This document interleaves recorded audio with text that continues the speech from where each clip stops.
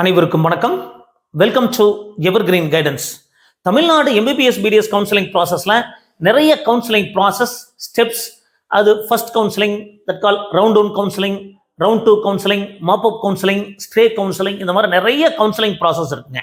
So இந்த counselling ப்ராசஸை பற்றி தெரிஞ்சுக்கக்கூடிய சூழ்நிலையில் பெற்றோர்களும் குழந்தைகளும் இருக்கீங்க.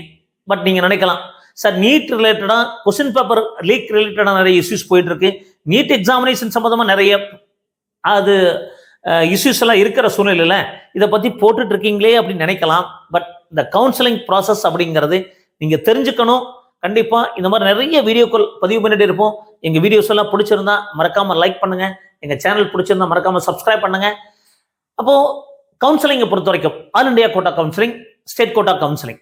அப்போ இந்த வீடியோவில் ஸ்டேட் கோட்டா கவுன்சிலிங்கில் நிறைய கவுன்சிலிங் இருக்குங்க. Round one counselling, round two counselling, mop up counselling, stay round counselling, special stay round வரைக்கும் நமக்கு போயிருக்கு. பட் இந்த வீடியோவில் ரவுண்ட் ஒன் கவுன்சிலிங்னு சொல்லக்கூடிய ஃபர்ஸ்ட் கவுன்சிலிங்கில் என்ன ப்ராசஸ் அப்படின்னு பார்த்துடலாங்க. ஸோ இந்த கவுன்சிலிங் அப்படிங்கிறது என்ன? நம்ம அப்ளிகேஷன் போட்டதுக்கப்புறம் லாஸ்ட் டேட் எல்லாம் முடிஞ்சு ரேங்க் லிஸ்ட் வந்ததுக்கப்புறம் ஒரு கவுன்சிலிங் நோட்டிஃபிகேஷன் கொடுப்பாங்க. இந்த டேட்ல இருந்து இந்த டேட் வரைக்கும் நீங்கள் ரிஜிஸ்ட்ரேஷன் பண்ணணும் அப்படின்னு சொல்லுவாங்க. அதுக்கான சாம்பிள் அடுத்த வீடியோவில் போட போகிறாங்க. அப்போ இந்த candidate should pay a non-refundable amount of rupees 500. அது through the registration fees via bank, ஆன்லைனில் பேங்க் பே பண்ணணும். இது ரெஜிஸ்ட்ரேஷன் ஃபீஸ். இதே கவர்மெண்ட் காலேஜஸ்க்கு மட்டும் அப்படின்னா இந்த 500 ரூபாய் registration fees as a security deposit போதுமானது. பட் இதே நீங்கள் பார்த்தீங்கன்னா இது non refundable. But self financing காலேஜஸில் கவர்மெண்ட் கோட்டாவுக்கு நீங்கள் சாய்ஸ் ஃபில் பண்ணணும் அப்படின்னா 30,000 rupees நீங்கள் பே பண்ணணும். மேனேஜ்மெண்ட் கோட்டாவுக்கு நீங்கள் சாய்ஸ் ஃபில் பண்ணணும் அப்படின்னா 1 lakh rupees பே பண்ணணும். இந்த 30,000 1 lakh ரீஃபண்டபிள். அதே மேனேஜ்மெண்ட் கோட்டாவுக்கு நீங்கள் ரெஜிஸ்ட்ரேஷன் பண்ணணும் சாய்ஸ் ஃபில்லிங்க்கு 1000 rupees கட்டணும். அப்போது இந்த மாதிரி இந்த செக்யூரிட்டி டெபாசிட் அப்படிங்கிறது 30,000 அல்லது 1 லட்சம் அல்லது 1,30,000 கட்ட வேண்டியிருக்கும். ரெஜிஸ்ட்ரேஷன் ஃபீஸ் அப்படிங்கிறது 500 ஆர் 1000 ஆர் 1500. இந்த மூணு மாதிரி இருக்குங்க. இது வந்து இந்த ரெஜிஸ்ட்ரேஷன் ஃபீஸ் நாட் ரீஃபண்டபிள்.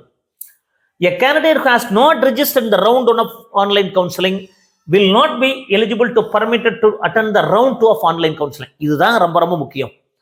மீண்டும் ஒரு முறை சொல்றேங்க. A candidate who has not registered in the round 1 of online counseling will not be permitted to attend the round 2 of online counseling. Round 1 கவுன்சிலிங்ல நீங்க கலந்துக்கல அப்படின்னா ரவுண்ட் 2 கவுன்சிலிங்ல கலந்துக்க முடியாது. அப்போ ஆல் இண்டியா கோட்டா கவுன்சிலிங் அப்படி கிடையாதுங்க. ரவுண்ட் 1ல கலந்துக்காம நீங்க ரவுண்ட் 2ல கலந்துக்கலாம். ரவுண்ட் 1 ரவுண்ட் 2ல கலந்துக்காம ரவுண்ட் 3ல மாப் அப் ரவுண்ட்ல டைரக்டா கலந்துக்கலாம். பட் தமிழ்நாடு ஸ்டேட் கவுன்சிலிங் பொறுத்த வரைக்கும் நீங்க ரவுண்ட் 1 கவுன்சிலிங்ல நீங்க ரெஜிஸ்ட்ரேஷன் பண்ணி சாய்ஸ் ஃபில் பண்ணி கவுன்சிலிங் ப்ராசஸ்ல கலந்துக்கல அப்படின்னா ரவுண்ட் 2 கவுன்சிலிங்ல கலந்துக்க முடியாது அப்படிங்கிறத தெரிஞ்சுக்கங்க. It is advisable that the candidate may choice lock all the colleges or most number of colleges where they wish to join category wise in round 1 as per the own preference. அப்போ எந்த காலேஜை நீங்க miss பண்ணாதீங்க. முடிஞ்ச வரைக்கும் எல்லா காலேஜையும் சாய்ஸ்ல போடுங்க. ஏன்னா ஃபர்ஸ்ட் ரவுண்ட் அப்படிங்கிறது அன்பிரடிக்டபிள். அப்போ இந்த காலேஜ் தான் கிடைக்கும், இந்த காலேஜ் தான் கிடைக்காதுங்க. ரேங்கை பொறுத்த வரைக்கும் பிரைவேட் காலேஜஸ்ல நிறைய நம்ம காலேஜை விட்டுட்டு போறதை பொறுத்தும் வேண்டாம் நினைக்கிறத பொறுத்தும் இருக்குங்க. அப்போ இதெல்லாம் பார்க்கும்போது நீங்க நிறைய காலேஜஸை சாய்ஸ் ஃபில் பண்ணணும். கேட்டகரியை நீங்க ஒமிட் பண்ணிட்டீங்க அப்படின்னா அடுத்த ரவுண்ட்ல நம்ம பண்ண முடியாது அப்படிங்கிற ஒரு வீடியோ பதிவு பண்ணியிருக்கோம். அதையும் நீங்க பாருங்க. Not choice locking any colleges இந்த கேட்டகரி, ஏதாவது ஒரு கேட்டகரியில நீங்க சாய்ஸ் லாக் பண்ணாம விட்டீங்கன்னா will lead to opt out of the colleges in that particular category in round 2 of counseling. Already சொல்லியிருக்கோம். ஒரு கேட்டகரியை நீங்க வேண்டான்னு சொல்லி விட்டுட்டீங்கன்னா அடுத்த ரவுண்ட்ல அந்த கேட்டகரி ஆஃப் காலேஜஸை நம்ம போட முடியாது அப்படிங்கிறத புரிஞ்சுக்கோங்க. For example, a candidate has not choice locked in any colleges in first round category B self financing colleges. நீங்க பிரைவேட் காலேஜஸ் கவர்மெண்ட் கோட்டாவை நீங்க ஃபர்ஸ்ட் ரவுண்ட்ல சாய்ஸ் ஃபில் பண்ணனா செகண்ட் ரவுண்ட்ல சாய்ஸ் ஃபில் பண்ண முடியாது. அப்போ இதெல்லாம் நீங்க தெளிவா புரிஞ்சுக்கங்க. ஆல்ரெடி வீடியோ பதிவு பண்ணியிருக்கோம். a candidate who has taken a seat, ஒரு இடத்த அவருக்கு சீட் அலாட் ஆயிடுச்சு, நாட் ஜாயின்ட் சேரல, ஆர் ஜாயின் பண்ணதுக்கு அப்புறம் resigned the course within the stipulated time, ஒரு பீரியட் கொடுப்பாங்க. இப்போ ஒருத்தர் காலேஜ் அலாட் ஆகுது, ஆர்டர் டவுன்லோட் பண்ணிட்டாங்க, பட் போய் சேர்ந்துடுறாங்க. சேர்ந்ததுக்கு அப்புறம் பிடிக்கல அப்படின்னா ரிசைனேஷன் பண்ணிக்கலாம். பட் அவங்க சொல்ற டேட்டுக்குள்ள நீங்க ரிசைன் பண்ணிட்டீங்கன்னா will be eligible to attend the subsequent rounds of online counseling for the academic year. அப்போ ஃபர்ஸ்ட் கவுன்சிலிங்ல ரவுண்ட் ஒன் கவுன்சிலிங்ல நீங்கள சேராமலும் விடலாம். இல்ல ஒருவேளை தெரிஞ்சோ தெரியாமலோ அந்த காலேஜ் அலாட் ஆகி சாய்ஸ் ஃபில் பண்ணிட்டீங்க, அலாட் ஆயிருச்சு, நீங்க போய் ஜாயினும் பண்ணிட்டீங்க. ஜாயின் பண்ணதுக்கு அப்புறம் ஒரு டேட் கொடுப்பாங்க, உங்களுக்கு பிடிக்கலன்னா நீங்க ரிசைன் பண்ணிட்டு வந்துடலாம்.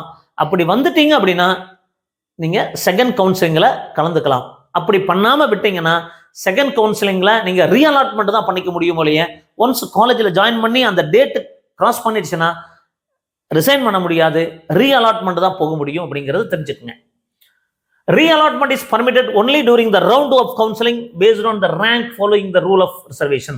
அப்போ நீங்க ரவுண்ட் 2 கவுன்சிலிங் அப்போ உங்களுடைய ரேங்க் படியும் வேகன்சி படியும் இருந்ததுன்னா ஒரு காலேஜ் பிடிக்கலன்னு சொல்றீங்களா, அந்த காலேஜ் வந்து இன்னொரு காலேஜ் மாறிக்க முடியும், ஒருவேளை கிடைக்காமலும் போகலாம். அப்ப இதெல்லாமே வேகன்சியை பொறுத்து இருக்குதுங்க. அப்போ நீங்க தெளிவா முடிவெடுக்கணும்.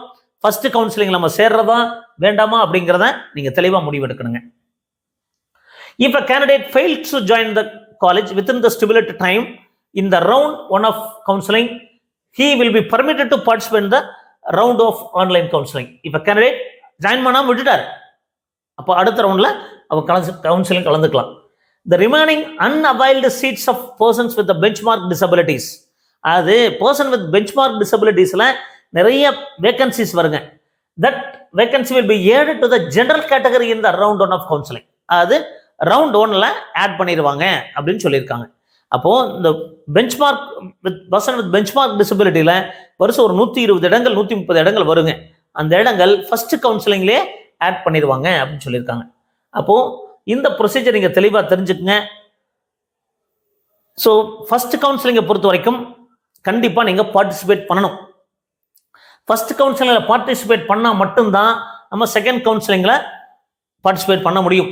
ஃபர்ஸ்ட் கவுன்சிலிங்ல ஃப்ரீ எக்ஸிட் இருக்கு. ஃப்ரீ எக்ஸிட் என்ன, ஒரு காலேஜ் அலாட் ஆயிட்டு நீங்க சேராமலும் விடலாம், இல்ல சேர்ந்ததுக்கு அப்புறம் ஒரு டைம் கொடுப்பாங்க, இந்த டேட்டுக்குள்ள நீங்க ரிசைன் பண்ணுன்னு சொன்னா ரெசிக்னேஷன் பண்ணலாம். அப்போ இது ரொம்ப ரொம்ப முக்கியமா நீங்க ஸ்டெப்ஸ், அது நீங்க சாய்ஸ் ஃபில் பண்ணும்போது நீங்க கவனமா கவனிக்கணும். சேர்றதுக்கு முன்னாடி தெளிவா யோசனை பண்ணி சேரணும். மீண்டும் ஒரு முறை சொல்லிடுறேங்க, the candidate who has not registered in the round 1 of online counseling will not be permitted to attend the round 2 of online counseling. இது ரொம்ப ரொம்ப important key factor in the counselling process. மறந்துடாதீங்க. இதை நிறைய பேருக்கு ஷேர் பண்ணுங்க. மீண்டும் ஒரு நல்ல பதிவுடன் உங்களை சந்திக்கின்றேன். நன்றி, வணக்கம்.